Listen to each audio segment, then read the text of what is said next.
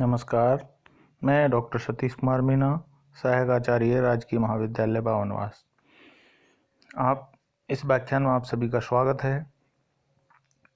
इस व्याख्यान के अंतर्गत हम स्नातक द्वितीय वर्ष के अंतर्गत चलने वाले द्वितीय प्रश्न पत्र भारतीय राज्य व्यवस्था के विषय वस्तु राज्य की नीति निर्देशक तत्व के बारे में चर्चा करेंगे।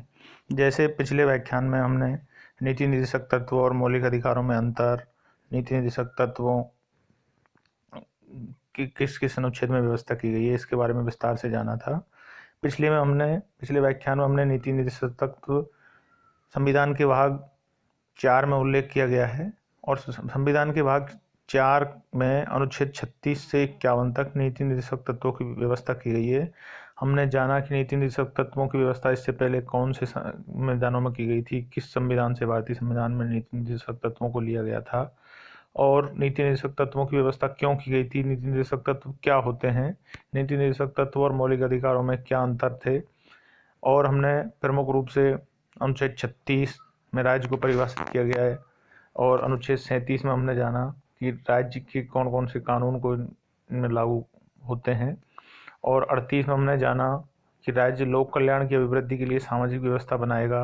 39 में हमने पढ़ा कि राज्य द्वारा अनुसरणीय कुछ नीति हैं जो राज्य को अनुसरण करनी चाहिए, उनके बारे में हमने विस्तार से बिंदुवार चर्चा की।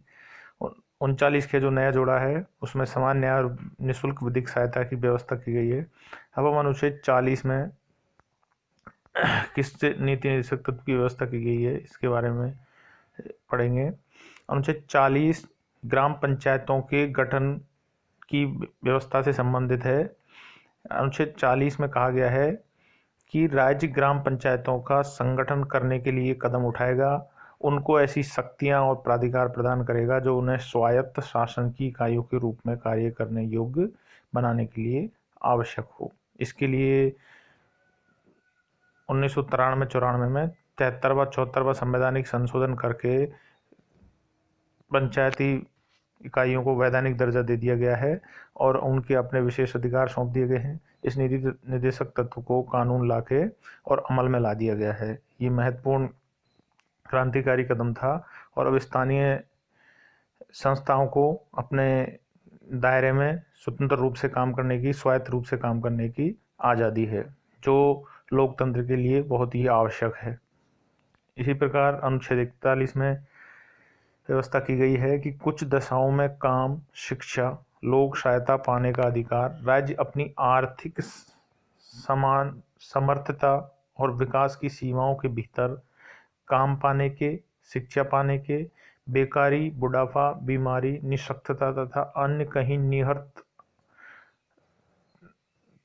अभाव की दशाओं में लोक सहायता पाने के अधिकार को प्राप्त कराने के प्रभावी उपबंध करे।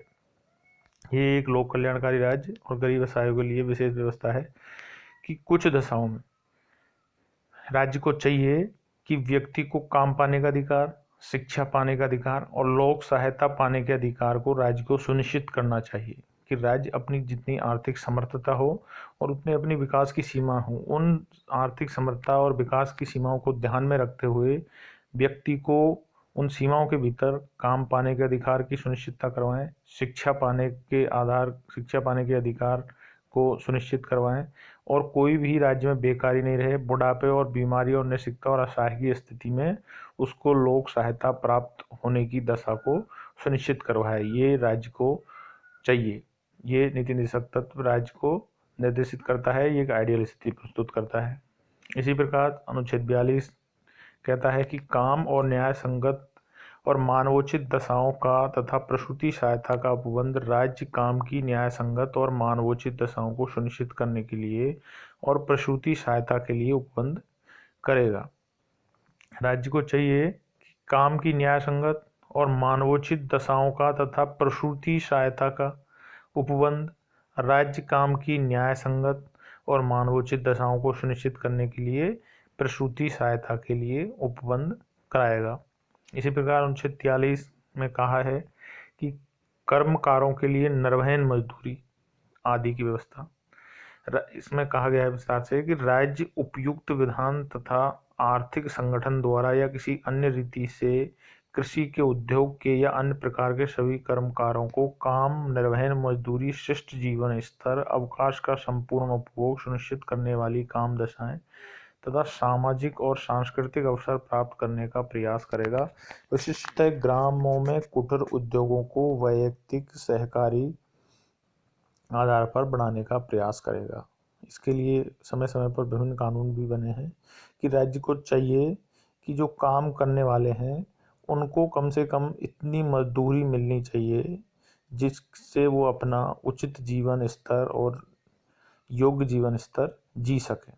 ऐसी खतरनाक स्थिति में नहीं कि जहाँ काम के बदले इतनी भी मजदूरी नहीं मिले कि अपने एक बेसिक जीवन स्तर को भी मेंटेन नहीं कर सके, उनको संपूर्ण जीवन, उनका स्वास्थ्य का ध्यान रखा जाए, इतना मजदूरी मिले कि वो अपना स्वास्थ्य का भी ध्यान रख सकते हैं, अपना जीवन स्तर भी मेंटेन कर सकें। इसके लिए उनको उचित अवकाश, सामाजिक सांस्कृतिक स्तर पर भी उनका स्तर बना रहे। इन सभी के लिए चाहिए कि राज्य को ऐसे प्रयास करने चाहिए कि कामगारों को उचित मजदूरी या जीवन निर्वहन की दशा मिले। इसी प्रकार 43 के में कहा गया है कि उद्योगों के प्रबंध में कर्मकारों का भाग लेना। राज्य किसी उद्योग में लगे हुए उपक्रमों, स्थापनाओं तथा अन्य संगठनों के प्रबंध में कर्मकारों को भाग लेना सुनिश्चित करने के लिए उपयुक्त विधान द्वारा किसी अन्य रीति से कदम उठाए। ये नया संशोधन है कि राज्य को चाहिए कि जो उद्योग है उसके प्रबंध में जो व्यक्ति लगे उनकी हिस्सेदारी उस उपक्रम में होनी चाहिए ताकि वो अपना सम्मान पूर्वक जीवन जी सके और उनको वो लगन के साथ उस उद्योग में काम कर सके और स्तर के साथ रह सकें। इसी प्रकार अनुच्छेद 44 जिसके लिए भी प्रयासरत है, लेकिन ये इसके लिए कोई कानून बनने की बात है लेकिन बन नहीं पा रहा है। भारत विविधताओं वाला देश है इसलिए इसमें समस्या आ रही है, लेकिन आने वाले टाइम में हो सकता है ऐसा हो जाए। नागरिकों के लिए एक समान सिविल संहिता। राज्य भारत के समस्त राज्य क्षेत्र में नागरिकों के लिए एक समान सिविल संहिता प्राप्त कराने का प्रयास करेगा। इसके लिए समय समय पर मांग उठ रही है और प्रयास भी किए जा रहे हैं और आगे सहमति भी बनाई जा रही है, लेकिन अभी बन नहीं पाया है। आने वाले समय में शायद ऐसा हो जाएगा, सहमति बन जाएगी। समान सभी नागरिकों के लिए एक समान सिविल संहिता। अनुच्छेद 45 बालकों के लिए निःशुल्क एवं अनिवार्य शिक्षा का उपबंध। राज्य इस संविधान के प्रारंभ में 10 वर्ष की अवधि के भीतर सभी बालकों को 14 वर्ष की आयु पूरी करने तक निःशुल्क और अनिवार्य शिक्षा देने के उपबंध करने का प्रयास करेगा। इसके लिए प्रयास हो चुके हैं। इसको मौलिक अधिकारों में शामिल किया गया अनुच्छेद 21 के अंतर्गत, और अब 6 से 10 साल आज़ादी के बाद 10 साल में तो नहीं हो पाया, लेकिन 50 साल बाद ये कार्य हुआ और अब इसको कानून बनाकर इम्प्लीमेंट कर दिया गया है कि सभी 14 वर्ष के बच्चों को अब निःशुल्क शिक्षा दी जाती है। भारत में कहीं भी 14 साल का बच्चा निःशुल्क शिक्षा पा सकता है। अनुच्छेद 46 में अनुसूचित जातियों, अनुसूचित जनजातियों और अन्य दुर्लभ वर्गों की शिक्षा और अर्थ संबंधी हितों की अभिवृद्धि। राज्य जनता के दुर्बल वर्गों की विशिष्टता, अनुसूचित जाति, अनुसूचित जनजातियों की शिक्षा और अर्थ संबंधी हितों की विशेष सावधानी से अभिवृद्धि करेगा। सामाजिक अन्याय और सभी प्रकार के शोषण से उनकी संरक्षण करेगा। इसके लिए भी समय पर कानून बन रहे हैं और अपेक्षा की जाती है कॉन्स्टिट्यूशन से कि इन वर्गों की रक्षा के लिए समय समय पर ऐसे कानून बनाएगा ताकि उनकी हितों में अभिवृद्धि हो सके और सामाजिक न्याय बना रह सके। इस कारण अनुसूचित जाति और जनजाति के लिए ये और कुछ दुर्लभ वर्गों के लिए समय पर राज्य स्तर पर और केंद्र स्तर पर भी इसको ध्यान में रखा जाता है। कानून बनाते समय इसका विशेष ध्यान रखा जाता है। 47 में है पोषाहार स्तर एवं जीवन स्तर को ऊंचा करने और लोक स्वास्थ्य को सुधार करने राज्य का कर्तव्य है।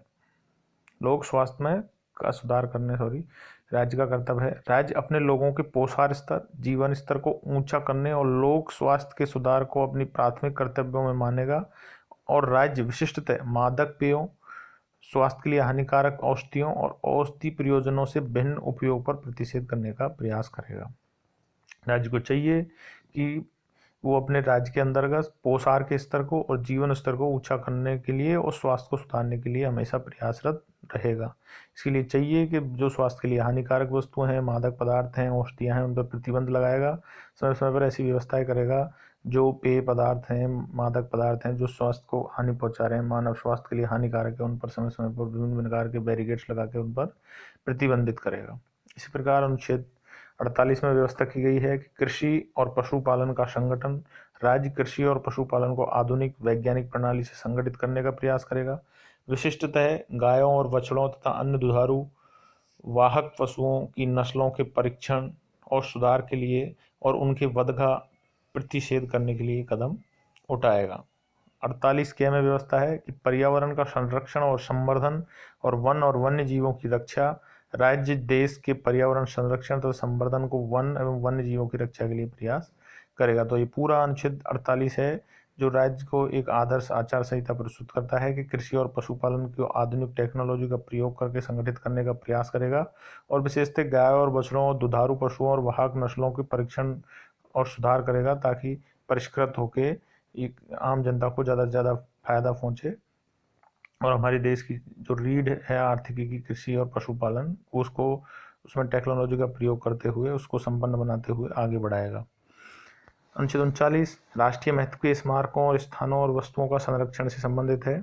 इसके अंतर्गत संसद द्वारा बनाई गई विधि द्वारा या उसके अधीन राष्ट्रीय महत्व वाले घोषित किए गए कलात्मक, ऐतिहासिक अभिरुचि वाले प्रत्येक संस्मारक तथा या स्थान या वस्तु का यथास्थिति निरूपण, विनाश, अपसारण, व्यवहार, निर्यात से संरक्षण करना राज्य की बाध्यता होगी। यह है कि राष्ट्रीय महत्व के कोई भी स्मारक, चाहे वो राज्य संसद विधि द्वारा घोषित किया गया हो या किसी कानून के द्वारा राष्ट्रीय महत्व के घोषित किए गए हों, उन सभी का राज्य को चाहिए कि उनका संरक्षण करेगा, उनका विरूप होने से, विनाश होने से बचाएगा और उनके संरक्षण के लिए बजट आवंटित करके उनको यथोस्थिति में या और परिष्कृत स्थिति में बनाए रखेगा।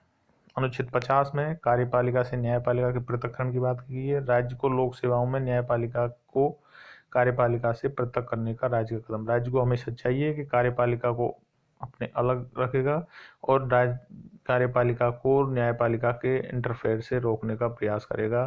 शक्ति पृथक्करण के सिद्धांत को बनाए रखने के लिए राज्य को प्रतिबद्ध रहना चाहिए।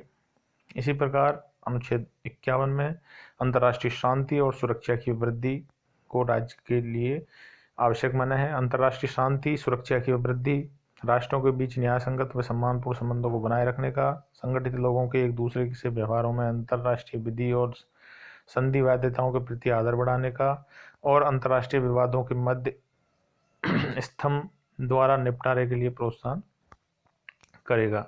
ये अनुच्छेद 36 से 51 तक नीति निर्देशक तत्व थे। इनके अंतर्गत राज्य को एक नैतिक आचार संहिता प्रस्तुत की है। धन्यवाद। अगले व्याख्यान के अंतर्गत हम मौलिक कर्तव्यों के बारे में चर्चा करेंगे।